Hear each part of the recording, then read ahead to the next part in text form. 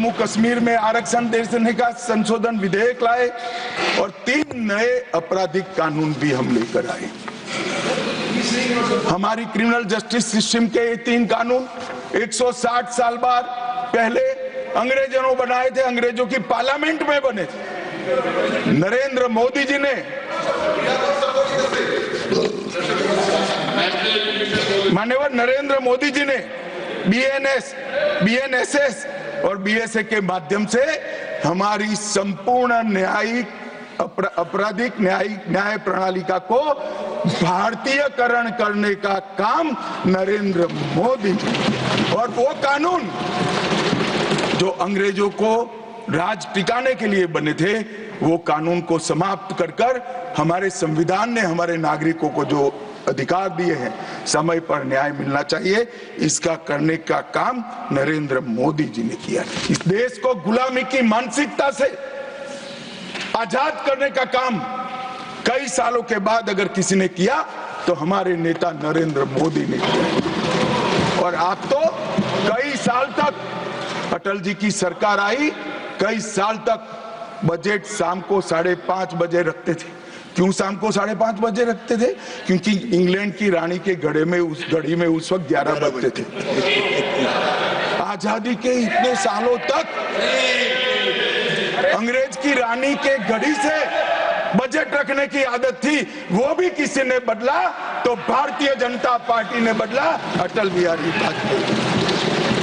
मान्यवर, संविधान के सम्मान की बहुत बातें हुई है, मगर संविधान का सम्मान सिर्फ बातों में नहीं होना चाहिए, कृति में भी होना चाहिए, कर्तृत्व में भी होना चाहिए और कल्पना में भी होना चाहिए। जब कृति में नहीं है, कर्तृत्व में नहीं है, तो कल्पना में आ ही नहीं सकता। अभी मैंने इस चुनाव में अजीबोगरीब नजारा देखा मान्यवर, अजीबोगरीब नजारा था। आज तक इतने साल चुनाव हुए, किसी ने आम सभाओं में संविधान को लहराया नहीं। संविधान को लहराकर, झूठ बोलकर जनादेश लेने का कुत्सित प्रयास कांग्रेस पार्टी के नेताओं के माध्यम से। मान्यवर, संविधान लहराने का मुद्दा नहीं है, संविधान बहकाने का मुद्दा नहीं है, संविधान विश्वास है, संविधान श्रद्धा है, संविधान को सम्मान करने का। मान्यवर, वो नरेंद्र मोदी जी, और लोकसभा में तो किसी को मालूम नहीं पड़ा।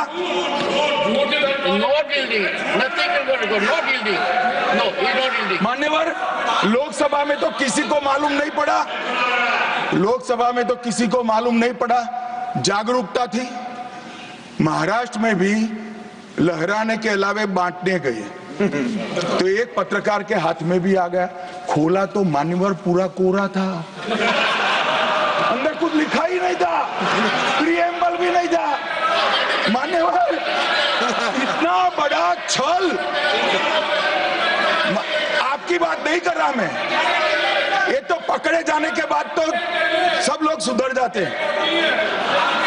मान्यवर, 75 साल के इतिहास में, संविधान के आयुष्य में, संविधान के नाम पर इतना बड़ा छल मेरे जीवन में तो मैंने ना देखा है ना जाना है। और कारण ढूंढते हैं कि क्यों हारे। मैं बता दूं, कारण मत ढूंढिए, कमेटी की जरूरत नहीं है। संविधान और आरक्षण करते थे, लोग जान गए कि संविधान फर्जी लेकर घूमते हो तो लोगों ने हरा दिया। मान्यवर, ये प्रति जो लेकर घूमते हैं, इसमें गोखले साहब ने क्या लिखा है वो एक बार पढ़ लें। उन्होंने लिखा है कि इंदिरा जी और कांग्रेस पार्टी ने संविधान पर सबसे ज्यादा कठोर कुठाराघात करने का काम किया है। जो प्रति लेकर घूमते हैं ना, उसकी प्रस्तावना में लिखा है। माननीय अध्यक्ष, माननीय सभापति महोदय, माननीय सभापति महोदय, संविधान कैसे तोड़ा मरोड़ा जा सकता है, इसके भी मैं 2 उदाहरण देना चाहता हूं। हमारे सेना के जवान सुरक्षा दलों के जवान वो हमारी मातृभूमि की 1 इंच भूमि पर जान देने के लिए तैयार है। सैकड़ों हजारों लोग शहीद हुए 1 इंच भूमि के लिए। और मान्यवर, किसी को भी भूमि देनी है तो आर्टिकल 1 अमेंड करना पड़ेगा। आर्टिकल 1 में हमारे भूभाग की व्याख्या की गई है, इसको बदलना पड़ता है। तमिलनाडु के पास एक टापू था, कच्चातीवू टापू।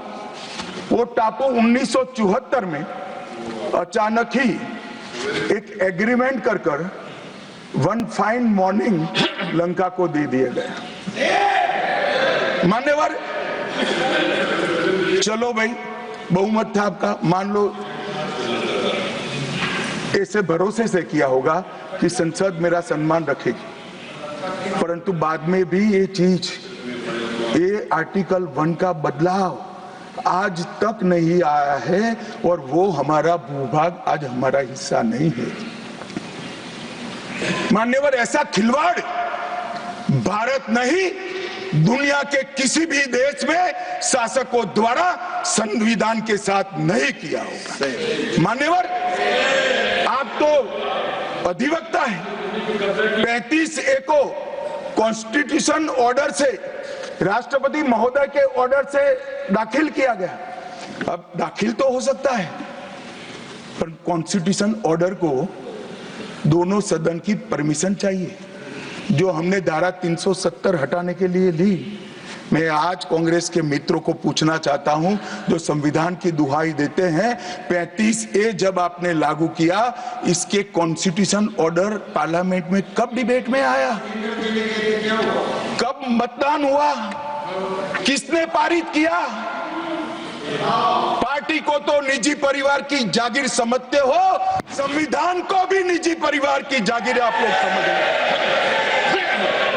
मान्यवर, इतना बड़ा छल देश की 2 संसदों के साथ किया है। एक पूरा 35A डाल दिया संसद संविधान में, पार्लियामेंट के पास सब्जेक्ट ही नहीं है। देश का भूभाग दे दिया, पार्लियामेंट के साथ विषय ही नहीं आया। किस प्रकार से आपने संविधान के साथ खिलवाड़ किया है, किस प्रकार से आपने देश को चलाया है, ये देश की जनता को आज इस बहस से मालूम पड़ना चाहिए। मान्यवर, आपातकाल, अभी बड़ी बड़ी उदात्त भावनाओं का स्मरण कांग्रेस के मेरे दोनों सदनों के साथी सदस्य कर रहे थे।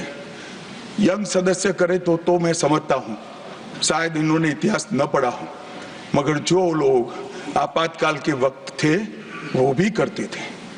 किसी की भी स्मृति इतनी अल्पकालीन कैसे हो सकती है? मान्यवर, क्या हुआ था आपातकाल में? लाखों लोग कोई अपराध के बगैर जेल में ठूस दिए गए, लाखों लोग, कोई पॉलिटिकल पार्टी बाकी नहीं है। आज इनके साथ बैठे हैं, उनमें से भी कुछ लोग जेल में थे, वो भी नहीं बोलते हैं।